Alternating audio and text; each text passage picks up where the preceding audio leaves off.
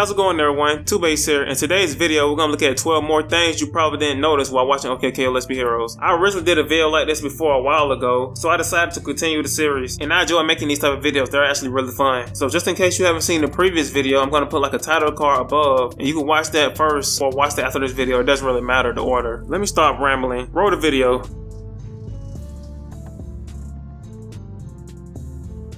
The red text in the first episode when the main characters are introduced is a homage to the show Kill la Kill, which is really neat. You may or may not know this, but the OK K.O intro was storyboarded by Hiroyuki Imashi. He's the co-founder of Studio Trigger. You know, the studio that created Gurren Lagann, Little Witch Academia, and of course Kill la Kill.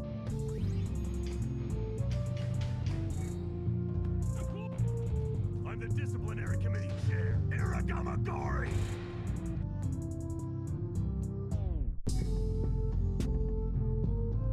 The way the character's fist balled up in the show is based on the aesthetics of Sonic's fist from the Sonic CD intro when he's running. In my opinion, it looks a little creepy now that I actually pay attention to it. I mean, it works more with K.O and Danny mainly because, you know, they're children and they had a whole chibi aesthetic thing going for them. But grown adults like Mr. Gar, Rad, or Enid, it looks kind of weird. Carol can kind of pull this off because she wears gloves. This kind of reminds me of the Powerpuff Girls fist. You know how that's like basically a flipper thing.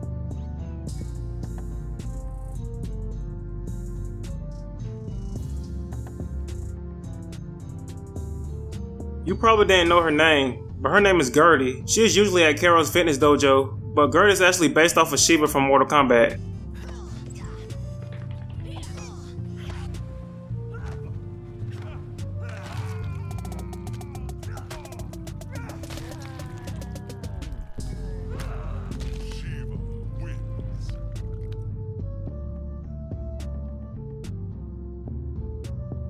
In episode Let's Be Friends, K.O called Lord Boxman Buttman. This is a reference to the old show Sonic Satayam. In that show, Sonic called Robotnik Robotnik. What makes this even more fun is that Lord Boxman and Robotnik are both played by the same person, Jim Cummings. Shoot, what was it again? Buttman? Lord Boxman! I've had my eye on you, you know. Yo, Robotnik, that was for Cat. Robotnik. And I knew it. This earnest fellow is in disguise. I recognize you, Snively. You're not fooling anyone. Now get out there and get that hedgehog. No!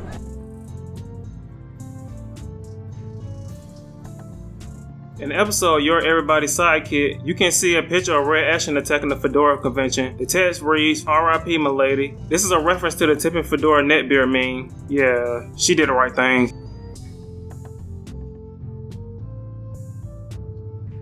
The faces that Enid, Rad, and K.O make at the end of the episode Sibling Rivalry is a reference to the gorilla mascot on the Gorilla Munch cereal box. According to storyboarder David Allegre, I was gonna buy the cereal as a meme, but it's basically nothing but kids. I don't eat kids. What? You guys aren't fighting anymore? We were fighting for a while, but then we saw how beautiful the sunset was. Our problems suddenly felt very small. Really put things in like perspective and junk. I'm K.O, and I'm a hero! You got a lot more floors to mop before you come close to being a hero. Okay, I'm training to become a hero.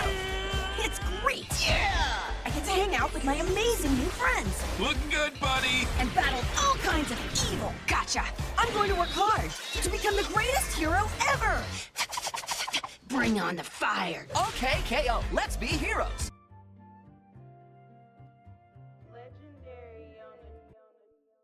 In the episode Do You Have Any More in the Back, the Mimic is based off of the Mimic in the Dungeons & Dragons. The one for Dungeons & Dragons usually mimics a treasure chest, but the Mimic in the show mimics a mace, flashlight, a map, a mallet, rad, even shaving cream. The fun thing about this Mimic is he actually challenged K.O and others to a game similar to Dungeons & Dragons.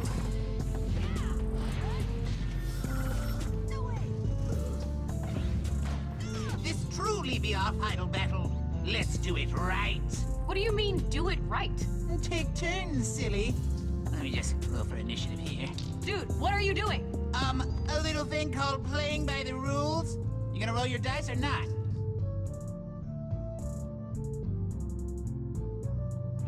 In the episode My Dad Can Beat Up Your Dad, when Carol swings Chameleon Sr. by the tail and says, "So long, Senior," this is a reference to the Nintendo 64 game Mario 64 when Mario throws Bowser by the tail.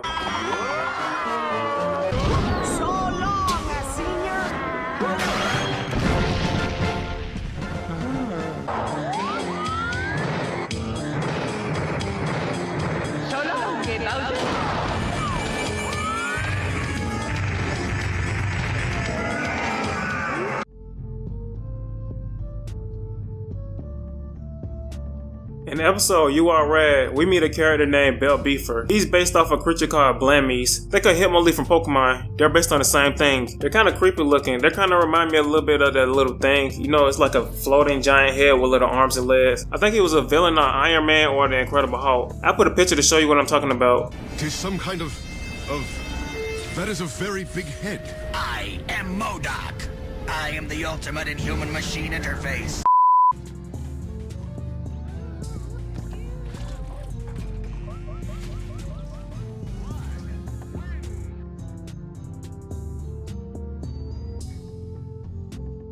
In episode 14 of season 1, we meet Joe Cupper, a comedian with a coffee mug for a head. Joe Cupper is based off of real-life comedian Rodney Dangerfield. Seriously, folks, it's not easy being a cup of coffee. I had a hot date last night, and when I say hot, I mean she burned her lips trying to kiss me. Oh! I'm all right now, but last week I was in rough shape, you know? I mean, last week I bought a whirlpool for my bath. So far, I lost 3 of my best ships.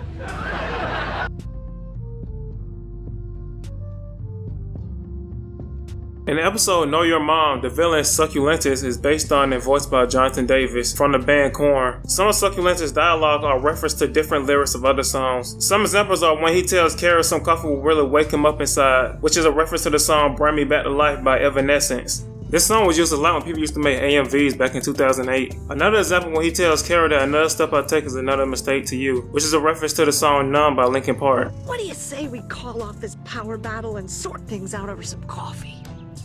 Yeah, a coffee would really wake me up inside about now. Wake me up inside. Wake me up inside. Call my name and save me. Every step that I take is another mistake for you. Every step that I take is another mistake to you.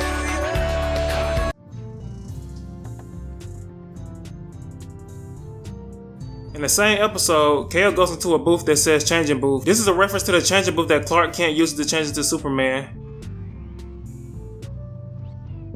Alright, now to make some calls. What the heck is this thing?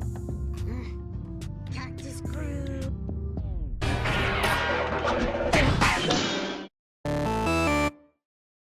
So that's it for this video. If you're new to this channel and you enjoyed this video, make sure you hit the subscribe button with notifications turned on. I know there are more references and trust me, I'm gonna do them, so stay tuned for more videos like these. Until next time, see you.